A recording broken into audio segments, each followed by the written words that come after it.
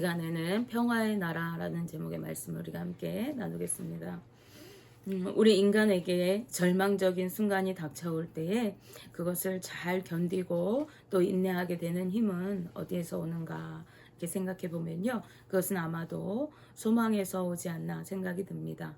비록 지금은 힘들고 어렵고 괴롭지만 머지않아서 반드시 좋은 날이 올 것이라고 하는 기대와 소망이 있다고 한다면, 현재의 고통스러운 상황, 지금의 어려움을 잘 참고 견뎌낼 수가 있을 것입니다. 하지만 그런 소망과 믿음이 없이 앞이 보이지 않는 캄캄한 상황에 놓여 있다고 느껴질 때 우리 인생들은 절망하고 또 마음이 무너져 내리게 되고 마는 것입니다. 오늘 본문의 저자인 이사야 선지자가 활동하던 시기에 유다 백성들은 죄악이 가득하여서 하나님을 배반하고 말씀대로 살아가지 않았습니다.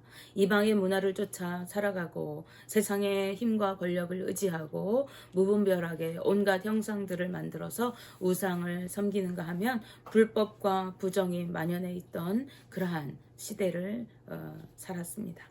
이런 시기에는 의로운 자들, 가난하고 소외된 자들이 가장 고통스럽게 되는 그러한 시기입니다. 온 나라에는 고통과 신음하는 소리가 끊이지 않았습니다. 그런 이스라엘 백성들을 더 이상 두고 보실 수 없었던 하나님께서는 이방 민족인 아수르를 통해서 하나님의 백성인 유다 백성을 심판하실 것을 예고하십니다. 당시의 아수르는요, 부강하고 막강한 군사력과 힘을 가지고 있는 그러한 강대국이었어요. 그래서 여러 주변 나라들에게는 그 아수르라는 나라가 그야말로 공포의 대상이었습니다. 그런데 하나님께서는 하나님의 나라를 통해서 하나님의 나라를 이 아수르를 통해서 심판하시겠다고 예고하신 것이에요.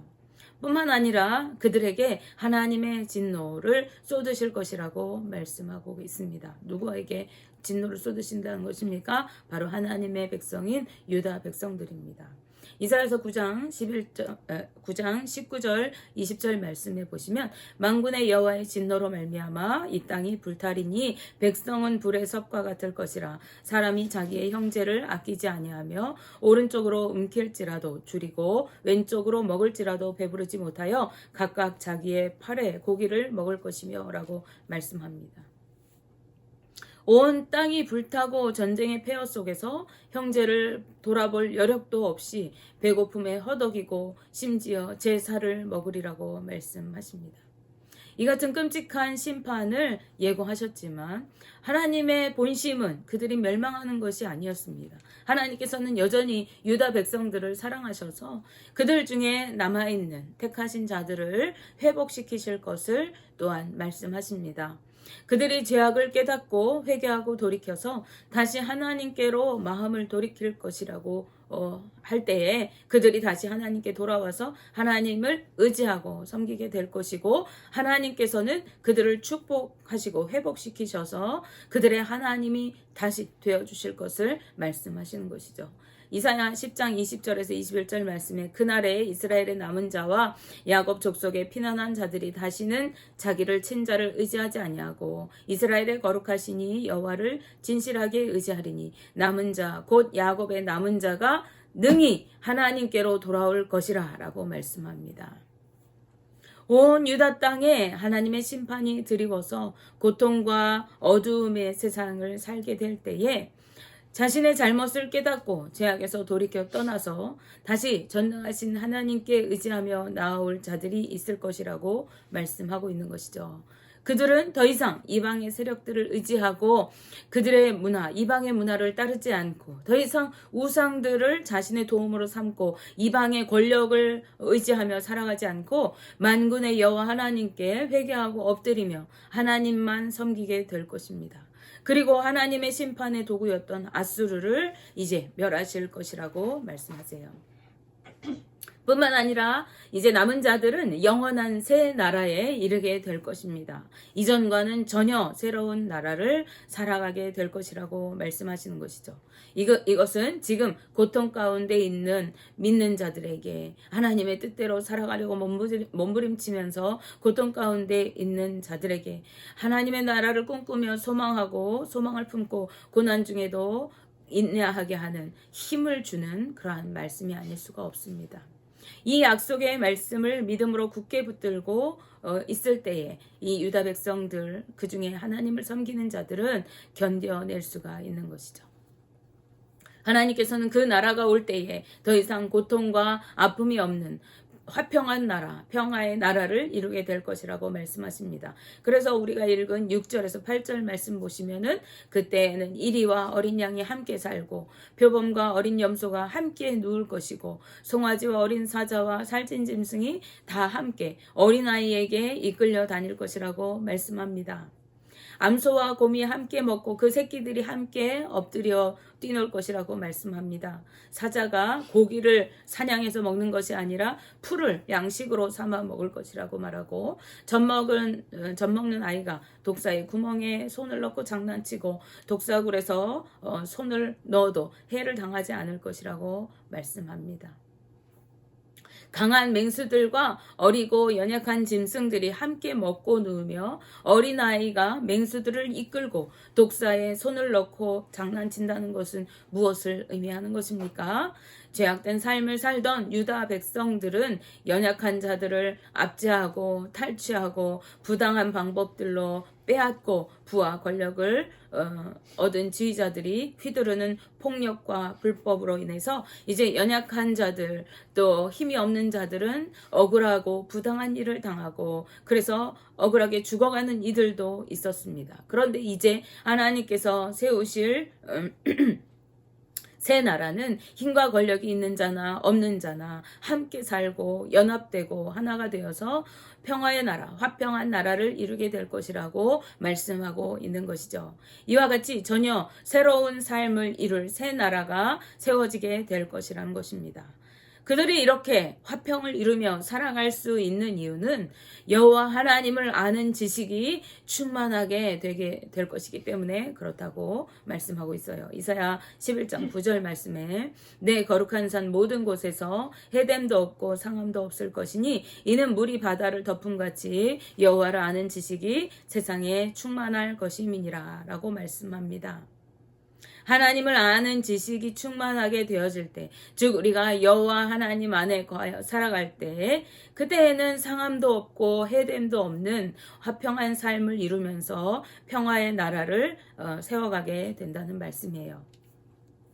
이 말씀은 또 무엇을 의미합니까? 세상이 여호와 하나님을 알지 못하고 하나님 뜻대로 살지 않을 때 세상은 죄악과 어둠으로 가득하여서 서로 상하고 해치고 불법과 불의를 행하며 눈물과 고통으로 얼룩진 삶을 살아가게 되어질 것이지만 반대로 하나님을 온전히 알고 하나님 안에서 살아갈 때 하나님의 뜻대로 말씀에 순종하여 살아갈 때 모든 사람이 화평을 이루고 상함도 해됨도 없는 행복한 삶을 이루어갈 수 있다는 것을 의미하는 것이죠. 이것이 하나님의 통치를 받는 삶이고 천국을 이루는 삶인 것입니다.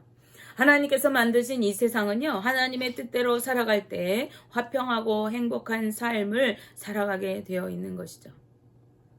하나님께서는 우리가 주님 안에서 행복하게 살기를 원하시는 분이기 때문에 그렇습니다. 그분은 이 평화의 나라를 꿈꾸시고 또 반드시 이루실 분이십니다. 그러기에 하나님을 떠나서 죄악으로 가득한 하나님의 백성들, 온갖 불의와 불법으로 죄악이 가득하고 하나님의 법을 배반하고 우상을 섬기며 세상을 의지하며 살아가는 이 유다 백성들에게 지금 하나님 심판을 예고하시면서도 그들 중에 남은 자들을 모아서 화평을 이루는 이 새 나라를 이루실 것을 말씀하시는 것입니다. 주께서 말씀하시는 이 새 나라는요, 예수 그리스도께서 통치하시는 영원한 나라, 즉 메시아 왕국을 의미합니다. 하나님 나라를 뜻하는 것입니다. 예수 그리스도께서 이 땅에 오심으로 인하여 이 땅에 하나님의 나라, 메시아 왕국이 임하게 되었습니다. 이 나라는 주님을 믿는 주의 자녀들, 주의 교회를 통해서 견고하게 세워져 가게 되는 나라이고, 또 주님께서 이 땅에 다시 오실 때 비로소 완성되는 영원한 나라로 세워질 것입니다. 오늘 본문 1절 말씀에 이새의 줄기에서 한 싹이 나며 그 뿌리에서 한 가지가 나서 결실할 것이라고 말씀합니다. 또 우리가 읽은 10절 말씀에도 그날에 이새의 뿌리에서 한 싹이 나서 만민의 기치로 설 것이요 열방이 그에게로 돌아오리니 그가 거한 곳이 영화로우리라 라고 말씀하고 있어요. 즉 다윗의 혈통에서 나실 예수 그리스도를 통하여 결실하게 되어진대요. 이루어지게 된다는 것입니다. 그분은 하나님의 영, 지혜와 총명의 영, 모략과 재능의 영, 지식의 영, 그리고 하나님, 여호와 하나님을 경외하는 영인 성령님의 임하심을 통해서 당신의 나라를 다스려 가실 것입니다. 하나님을 경외하며 하나님의 뜻대로 공의와 정의를 따라 판단하시고 말씀으로 세상을 치실 것이라고 말씀하십니다. 예수 그리스도를 믿는 택하신 자들을 통해 이루실 거룩한 새 나라는 화평을 이루고 사랑으로 하나 되며 하나님의 뜻대로 살아가는 나라, 하나님의 말씀대로 순종하면서 살아가는 나라인 것입니다. 초대교회 성도들의 삶을 통해서 우리는 주님의 나라를 어떻게 살아가야 하는지 엿볼 수가 있습니다. 그들은 서로 하나 되고 연합되는 삶을 살았습니다. 서로 물건을 통용하고 자신의 소유를 팔아서 형제들에게 필요를 따라 공급해 주었습니다. 성전에 모이기를 힘쓰고 기쁨과 순전한 마음으로 떡을 떼었습니다. 여호와 하나님을 경외하며 말씀대로 순종하고 찬송과 영광을 돌리면서 예배하였습니다. 그들은 구제하기를 힘쓰고 힘써 주의 복음을 전하였으며 선을 행하며 믿음의 형제들에게 더욱 그리하였습니다. 손대접하기를 힘쓰는 삶을 살았습니다. 착한 행실로 세상의 빛을 비추고 본이 되는 삶으로 세상의 맛을 내었습니다. 이런 초대교회 성도들의 삶은 사람들에게 칭송을 받았습니다. 뿐만 아니라 믿는 사람들이 날마다 더해져 가도록 부흥을 이루었습니다. 이러한 삶을 사는 것은 오늘 우리가 회복하고 이루어야 할 삶입니다. 오늘날은 사랑이 식어지는 시대입니다. 사람들은 점점 더 이기적이 되어져 가고 개인주의가 되어져 갑니다. 무정하고 무자비해져만 가는 시대입니다. 말세가 되어갈수록 사람들은 더욱 그렇게 변해져 갈 것이라고 성경이 말씀합니다. 이웃과 형제에게 관심 두지 않고 돈만 사랑하고 자기만 사랑하게 될 것입니다. 이미 우리에게 예수님은 그렇게 말씀해 주셨어요. 그러나 이럴 때일수록 우리 믿는 성도들과 하나님의 교회는 더욱 하나님의 뜻을 따라 사랑하고 섬겨주는 삶을 살아가야 합니다. 세상과 구별된 거룩하고 선한 행실로 세상에 빛을 비추고 하나님께 영광 돌리는 삶을 살아가고 우리가 주의 제자요 거룩한 하나님 나라의 백성임을 나타내야 하는 것입니다. 비록 이 땅에서 살아가지만 하나님의 통치를 받으며 거룩한 하나님 나라를 이루어가야 하는 것이 우리 믿는 자들의 삶이고 교회의 본분인 것입니다. 어떠한 상황 속에서도 세상과 타협하지 않고 말씀대로 순종하여 사는 삶으로 믿음을 지켜나가야 하는 것입니다. 영원히 누릴 천국을 소망하고 꿈꾸면서 현재의 고난과 역경을 인내로 참고 견뎌 나아가야 하는 것입니다. 초대교회 성도들이 고난과 박해 속에서도 죽음을 불사하고 믿음을 지켜나갈 수 있던 비결은 바로 이 하나님 나라를 바라보았기 때문입니다. 이제 우리가 그 믿음에 동참하는 자들이 되었습니다.